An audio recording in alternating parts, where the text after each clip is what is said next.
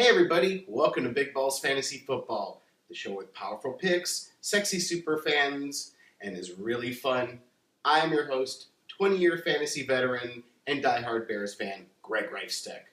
And I'm your co-host, Jenilee Borek, also a diehard Chicago Bears fan, and I've been playing fantasy for a while now, and together we are the beauty and the beast of fantasy football experts. So we also have a second beauty in the house right now, all decked out in her Bears gear. Hi, Zoe. Hey, Zoe. So yeah, Zoe's our new mascot on our show, and she has her little ponytail in, and we got her in some Bears gear. She got her little Bears t-shirt, so she's all officially ready to go for the season, so you'll be seeing her here on Big Balls Fantasy Football. And how long has she been a Bears fan? She has been a Bears fan, well, she'll be 3 in November. So almost 3 years now, she's been a Bears fan. Yep, and I bet she knows a lot more than some of those NFL Network experts out there. Yes, we're talking to you. Later in the season, we're actually going to have her make some picks for us. We are. We're going to try something new this season on Big Balls. We're always trying to add new things. Yeah, so we got to hey, keep it fun. We got to keep it fun. So speaking of the Bears, let's get into this week's game. The Bears kind of got to feel like the Broncos in the Super Bowl because they got their ass kicked by them this week. Yeah, they played in Seattle, which is always a great test. I'd rather play them in the preseason than the regular season. That's for sure. That's for sure. But if you really want a good test of where you're at, play the Super Bowl champs. Yeah, hey, Packers, you get to start the season there. Good fucking luck. Have fun. They're tough. So what did you see in the game? Because I know you got to see the entire game while you were on vacation. I had to kind of watch it afterwards a little bit more and so. I got to watch it with Seattle fans up in Eugene, Oregon, and it was interesting watching up there. The Bears just offensively look wonderful. I mean, even with a little bit of a struggle, even though there were, a few drop passes, a few problems, I'm not worried about us on offense at all. We now have an official backup quarterback. Yeah, we absolutely do. Clausen got the backup job over Jordan Palmer, so Palmer was officially cut. I heard the competition was really good in camp. They pretty much gave them equal playing time in the preseason to show what they had. It's just that Clausen ended up playing better. So Palmer was also very classy. He's now a Buffalo Bill. They picked him up today. And he was just really classy on his Twitter. He's like, Bears are a world-class organization. And he actually said that we have an MVP quarterback, is what he tweeted in Cutler. Yeah, and and he said he would continue rooting for the Chicago Bears, which I thought was kind of an interesting thing. Kind of cool, though. Especially because we're going to play the Bills first, right at the beginning of the season. Yeah, that would be interesting. But yeah, I'm with you right there on the offense. I'm not concerned. Marshall and Jeffrey are going to be catching those passes in the regular season. They're not going to make many mistakes. And what I also liked to see that went on the offensive side of the ball was that the noise being in that type of environment didn't completely throw us off. There weren't a lot of false starts. There weren't a lot of delay of games. I think there was one delay of game, and I think maybe one false start. So that's not bad at all considering it's Seattle. The noise is crazy. Cutler looked poised as well. He looks confident in the offense. So a lot of good things coming out, even though they didn't get to score with the first team. Where we weren't hanging tough was on defense. Not cool, guys. And it's even being summed up by our defensive coordinator, which is really sad. He actually let himself get quoted in the press by saying, none of us are where we need to be right now. That's not too confident, Mel. And after that statement, like on Facebook, it blew up, and people were calling for his head to be fired in preseason. Which, that's pretty bad. Yeah, and I don't know. I think we've said before, we really don't know if it's Tucker's fault. Last year was all the injuries and everything like that. So we couldn't really see what he could do as a coordinator. And, now there's a new group. There's, a lot of new guys in there as well. I'm not worried about our defensive line. I think our front is going to be fine. Jared Allen, of course, didn't play in Seattle, but they were getting pressure. They need to work on containing. That's where they lost Russell Wilson a little bit when he was able to get out of the pocket. But I think our front's going to be okay. I'm more concerned with, again, the middle of the field, the linebackers, and the safeties. I'm okay with our corners. Again, I think that, Tillman and Jennings are going to be fine. Once the real season gets here, they're going to be, amped up for it. Yeah. But the middle of the field, if I was an opposing offense, I would be throwing everything in the middle of the field. Because there's absolutely nothing we've shown right now to this point that we can do about that area. I don't know what schemes are being set up by the coach, but there's huge gaps in the middle. We're playing this crazy zone stuff again, where you or I could throw into the goddamn coverage and get a score. It's just really, really scary. A lot of journalists have also been talking about the age of our defense. We were pretty notorious at having a lot of youth, and I looked at the cuts, and we got rid of a lot of young talent. I know you have to, evaluate and get rid of the people that have competed for a position and have won. Mm-hmm. But, Briggs is 34, Tillman's 33, Ratliff's 33, Jared Allen and DJ Williams are 32, and Jennings is 30. For a defense, that's, as we said, everybody looks a step behind. Yeah, and I think that, speaking of age, I think what they did this year was they tried to fill in as much as they could to improve us. But really where you have to work on the age thing for the most part is in the draft. And they did spend, basically almost all of their draft picks and their early draft picks for that matter on defense. So we have young guys, but we just don't have young guys that are going to be starting off the bat, except for Kyle Fuller. We're expecting him to make a big impact this year. But as for the second, third, fourth rounders that we got, I don't think they're going to be playing a whole lot of snaps this year, but that's hopefully where those guys build up to be dominant starters. So we're just going to have to be patient. Patient until maybe next season. We're halfway through the season. We'll see if everybody gels and everybody gets on the same page. But I have a feeling we're going to, on defense for the beginning of the season, I don't think we're going to see any, miracle defense. And again, if we can be a top 15 defense, we absolutely have a shot. It's just, we can't be as bad as last year. We were historically bad, and that can't happen. We can't be, ranked 30th overall. That's not gonna get us into the playoffs. So if we can just kind of get that middle ground going defensively, then we're gonna be okay. Now, what scares me more than defense is special teams. Yikes! Once again, what the hell is going on? With our special teams, it wasn't just because we lost Hester. Because if you've watched the Atlanta games, Hester's not really doing a whole lot down there either, returning. Right. So, I know he was he was a great player for us, and it does suck when you lose a great player, but he's not making even that much of an impact, in Atlanta where he went. But we're not able to cover guys. We're not able to tackle, block. We're not able to do anything. Yeah, whoever our special teams coach really needs to get it together, because we're not getting past the 20 at all. We're not getting past 20. And if we're having to deal with our defense being a little unreliable and get crappy field position, it's going to be a long season, everybody. And on the opposite end, we're allowing the opposite team to start at the 40 or the 35 on every drive.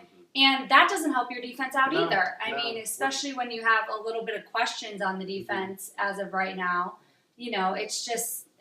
The special teams has been horrible. So I think I'm more fearful for that group of guys versus I think the defense will start to gel once the regular season is in. I did hear that only about 20% of the defense is actually, package-wise, is what they've been doing in the preseason. So most of their defensive packages aren't even, being played yet. So that gives me a little bit of hope. Thank goodness we're playing the Bills first. God, we're playing the Bills. They look crappy on offense. So we can stop them. And tee off on them in the beginning. And speaking of teeing off, this week we are going to talk about kickers, fantasy sleeper kickers, and defenses. Now, one of my, I'll save that for our defensive segment about what I think about the ranking of the Bears' defense in every fantasy football magazine that I've seen. It's pretty hilarious. I think I know where you're going to go with that. I think I do. So we will be back in just a second with defenses.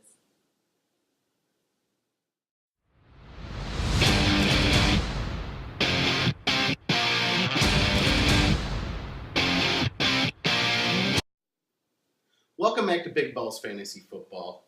We are here to talk about kicker sleepers, which actually is kind of an oxymoron because here's the deal. Who really worries, unless it's one of like the top 3 kickers, about their kicker? And even if they are one of the top 3 kickers points-wise, it fluctuates depending on, if they're a dome kicker or a few other strategies we're going to talk about in a second. But it really is like drawing names out of a hat, which is exactly how we're going to make our picks. Except after we're going to talk about Matt Prater, who, of course, we know him as the mile-high kicker. Mm-hmm. Tell me what else you know about Matt Prater. He's set some records up there. Mm-hmm. So he's one of the top fantasy kickers usually. Mm-hmm. There's always those kickers that are consistent all year, and I think that's what you want to try to get in fantasy. Mm-hmm. And then there's those kickers that for some reason have a 20-point week, mm-hmm. and the kicker beats you, and you're just like, how the hell did that happen? But it's rare. But he is one of those more consistent kickers that you can get. Yeah. He's broken a lot of records. Unfortunately, he got caught for a DUI and was under the NFL's substance abuse program. Get the team's driver to pick you up. Hello. Well, that's problem number 1, and that's always our beef. Yeah, you have a number in your wallet. Don't be a fucking hero in your Lamborghini, get the limo to come, exactly. But it turns out he was tested or whatever, blah, blah, blah. Somehow it got found out that he had, he said 3-4 beers sitting around the house, and that's breaking policy. And the league actually wanted to suspend him for the entire season just for having 3-4 beers and breaking the rules. So his lawyer got it talked down to 4 games, and they were going to go with, everybody thought the rookie kicker, he was this kid out of Indiana, and he was trying his ass off in camp, and he's thinking, this is my chance. Nope. As of today, they cut him, and the Broncos have swung a deal with the New York Giants to acquire the undrafted Brandon McManus. The kicker was Mitch Ewald, that will never be known again on the face of the earth. Actually, he might end up on another team. You never know. But they were expected to waive him on the Giants, so they swooped in to grab him before he got out on the open market. So he must have been balling out from what you were saying. Mm-hmm. In preseason, he's been balling out a little bit because didn't they give up something to get him? Yeah, a 7th round pick. Yeah, so he knocked down. Really wanted him. He knocked down kicks of 46 and 47 yards in the preseason, and he also got a 75-yarder in practice. He's gotten 10 touchbacks on 11 kickoffs. So you can't get any better than that. So yeah, and I think their thought is they only need him for 4 games, really. Mm-hmm. Unless he does so good that he totally steals the job. Yeah, which would be interesting. Mm-hmm. So why don't you tell us what our first sleeper kicker is going to be? Our first sleeper kicker. These are the top 10 guys? These are the top 10 kickers after Prater. So this is basically what you can do in fantasy. Mm-hmm. Although, there's always people that take a kicker way too early, and it cracks me up in the draft, and I'm like, what? A kicker now? Matt Prater went in the 7th round in the work league. It's crazy to me. I always take my kicker last. But our first one is Mason Crosby of Green Bay. Uh-huh. So. And why would you think he would be a good sleeper pick? He's a good sleeper pick because Green Bay's offense is going to score a lot. And if they're not getting touchdowns, they're at least going to be getting in field goal range. So Yeah. Now he was a little rough a couple seasons ago, if I remember. He was. He missed, went on like a bad run. Yeah. I was talking about getting canned. Yeah. So, but he's climbed back up into top 10 fantasy numbers. But there was one other strategy you were talking about. There was one other thing. Indoor kicking. It doesn't hurt to pick a dome pussy team kicker. Oh yeah, because you don't have to worry about the weather elements, for all of the home games at least. Right. So you have that benefit. You're not worrying about wind or weather, any of that. So Yeah, I mean, Matt Prater was hot shit because he was up there in the thin air and could boom them. So that's why he broke all those records. All right, Steven Hauschka of Seattle. Good pick. He's a good one. Yeah. He got a field goal that I saw watching the game against us. So. Good, reliable kicker. He's not going to do you wrong. They got a good hometown crowd. They're gonna put up a ton of points, Seattle, this season. I think so. They're gonna put up a ton of points because their defense is going to keep the offense on the field. But another thing is they play in a tough defensive division. Mm-hmm. So again, in those division games now, they might be getting in field goal range more so than getting touchdowns. Yeah, Seattle. That's what you want a kicker. You want them to kick a ton of field goals. Seattle's not reliable on the road. So. They struggled last year on the road, even during their Super Bowl run. They'd play games and, the kicker would bail them out. So. Yeah, absolutely. All right. We have another one. Greg Zuerlein, St. Louis. Mm-hmm. Now, I can already say why he's probably going to be a good one to get. Yes. Is because of the fact that Sam Bradford is out for the season. He tore his ACL on the same knee that he hurt last year. I'm guessing that his career is probably pretty much in the toilet by now. Yeah.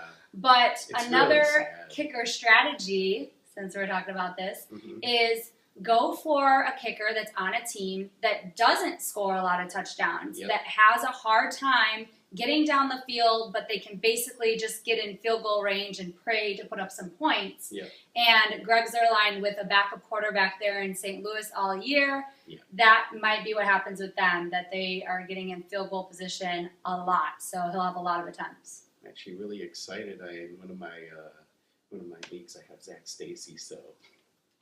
Just run the ball the Sorry, entire Sam. time. I was like, sorry, Sam.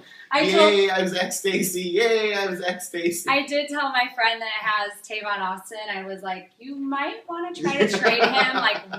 right when that news of Bradford came out, I was like, you want to try to trade him. Yeah, it's going to be an interesting year. I'll just do one more. And strangely enough, we've gotten two dome pussies in a row. We have Matt Bryant of Atlanta, which... It's a sure thing. He's going to kick a lot. It's a no-brainer. But just like what we said, you can get him in the last round. Don't go picking him. Don't pick up your kicker in the 8th round or the 5th. Oh my goodness. Yeah. Sometimes I see just the most ridiculous thing ever, and I just can't handle it. Sorry. Get your kicker in the last round. Sorry, Prost. I drafted with Trash Bowl, our league that we've been doing for a decade and a half now.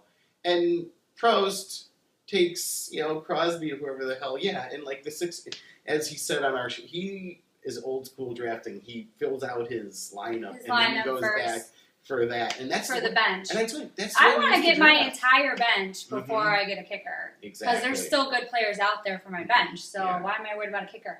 But just one side note on kickers is Kansas City Chiefs kicker Ryan Suckup. Pay attention to this because he is still competing for his job against Kairos Santos. So they are not going to name the kicker until after this week's preseason game, which is the last preseason game. So even though we're telling you can basically pick up anyone you want, don't pick him up unless he actually has the starting job. Yeah. Let's get on to talking about somebody, a position you actually do have to worry about, your special teams defense. And people don't always factor into the defense. They just figure on they keep teams to a lower level. Your special teams is factored into that too. Oh, absolutely. Yeah, it is a position that you can score a lot of points with. So Again, strategy-wise, while drafting, sometimes you do want to take a defense a little earlier. You don't want to wait super late. So just depends on your strategy. Yeah, so let's move into it. Who is your sleeper defense? My sleeper defense, and this is a defense I don't feel like has been talked about pretty much at all from the things I've been hearing on different networks and such, is Tampa Bay's defense. Now, last year they were 17th in total D, so they were kind of in that middle of the ground area. They had 35 sacks, 21 interceptions, and 3 defensive touchdowns. But why I like them this year is they made a couple key changes in free agency. They signed Clinton McDonald, Michael Johnson, that's for the defensive line, and Alter and Werner is a corner for them. So they signed some big guys in free agency. And now they have a new head coach, Lovie Smith. We know about Lovie Smith. One of the best things about Lovie Smith while he coached for us was that our defense was basically always a top 10 defense and got tons and tons of turnovers. That's what you want in fantasy. You want interceptions. You want chances for a pick six or a fumble recovery run back. So I see them being able to get a lot of turnovers this year, and they're probably going to get a lot more defensive touchdowns as well. They just had 3 turnovers in their 3rd preseason game, and one of them went for a touchdown. So you're already starting to see that Lovey trend over there, and Leslie Frazier is their defensive coordinator, so he's over there too. So I just think they're a defense that I got them, I think, in my second to last round because no one's really paying attention to them. People are taking Seattle's defense in the 7th round or, Carolina's defense. And I didn't have to spend a high round pick, and I think that, fingers crossed, but I'm predicting that they're going to do pretty good for me in fantasy. So go ahead and, you're going to take a little bit of a chance, but get Tampa Bay. Their line right now defensive line is basically in beast mode. They're able to stop the run. They're getting sacked. They're getting pressure and sacks on the quarterback. So I just think that they're my prediction to crawl into that top 10 maybe range for the season this year. Now, you talk about the Bears used to be a top 10 D. Fantasy football magazines out there, are you out of your fucking mind? Why the hell are you giving people this load of crap that the Bears are going to be a sleeper defense? See, I knew where you were going with that. I was like, I think everyone's ranking us too high for what we've seen so far. Yeah, all they're doing is looking at what they've seen on paper. Preseason, we're Bears fans. We're not convinced we're going to have a beast mode defense, and neither should you on the fantasy end. No, I'm hoping for middle of the ground. Yes, and you don't want a middle of the ground defense on fantasy. You want a team that's going to have tons and tons and tons of turnovers. I don't see our defense having tons of turnovers. I see it as we just need them to actually stop the other team and get the damn ball back so we can keep up in these shootouts that we're going to end up in again this season. Yeah, absolutely. If you're going to allow the other team to get points, allow them only a field goal try, not touchdown after touchdown after touchdown. So shame on you, fantasy football magazines. That's why you don't listen. That's why you listen to us. My sleeper defense is Jacksonville Jaguars, which they were really kicking ass at the end of last season and surprising people by keeping their team in games. And they actually won a few games that, especially there was one key game I know that knocked a lot of people out of survival pools out there. Because all you need is one loss in a survival pool and you're screwed. And everybody, of course, wasn't going to pick Jacksonville. And they won. They eked out a game because of their defense. They have linebacker Paul Selinsky, rookie DB Jonathan Cyprian, and they added from Seattle's D, they managed to get defensive end Chris Clemens over there. So you have some reliability from a Super Bowl caliber defense. Here's the key, though, and this is something you want to look at also. They are playing teams that only have a .453 winning percentage. So you're picking a defense that is going against a bunch of inferior teams. You're going to get points there too, especially keeping them down score-wise. Yeah, absolutely. So it seems like their schedule isn't that hard.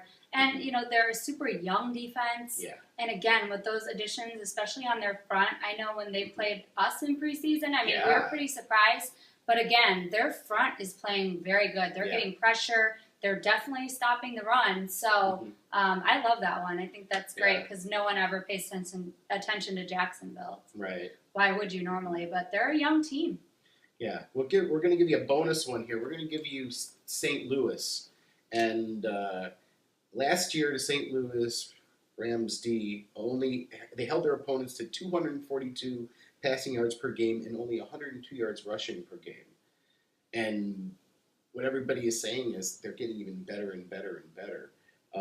They have a great pass rush, and they have a new defensive coordinator in Greg Wilson. So they've been looking good in preseason, and I just think they're going to be another sleeper defense you should pick up that's on the rise like Tampa Bay. Yeah, and that whole division is just tough, physical defenses. Yep. They just hit the crap out of each other, basically. So, again, I feel like the Rams would be a lot better if they were in a different division. Yeah. But yeah, their defense is the strength. And we know Jeff Fisher is a defensive guy. So, of course, when you have head coaches that are, more defensive-minded than offensive-minded, that's usually the strength of the team. Hey, we would take the Rams here in Los Angeles, wouldn't we? Yeah. Well, we're going to get a team in LA at some point. Come on over. We'll take any team at this point, except the Jaguars. Even now, I don't want the Jaguars anymore. I don't know, but maybe you can get cheap season tickets and then just go to a bunch of football games. Hell yeah. Well, that's our show, everybody. Zoe, she's waking up. Yay! She'll be in her jersey for week 1. Yes, yeah.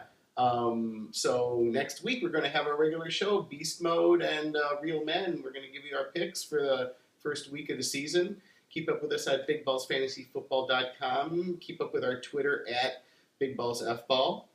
And, of course, like us on Facebook, Facebook.com/BigBallsFantasyFootball. And listen to us, our podcasts. We're switching off hosting this year, so it's going to be fun and keep it fresh. Yeah. That is at blogtalkradio.com/GRR.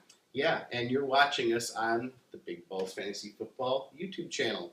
So, everybody, good luck in your drafts. I know this is the last week for drafts, and hell, how many drafts do we have this weekend? We have 2 in a row, 2 days in a row. So it's going to be an intense draft weekend. We will see who calls in for sick for work on Monday. All right, everybody, good luck. Good night.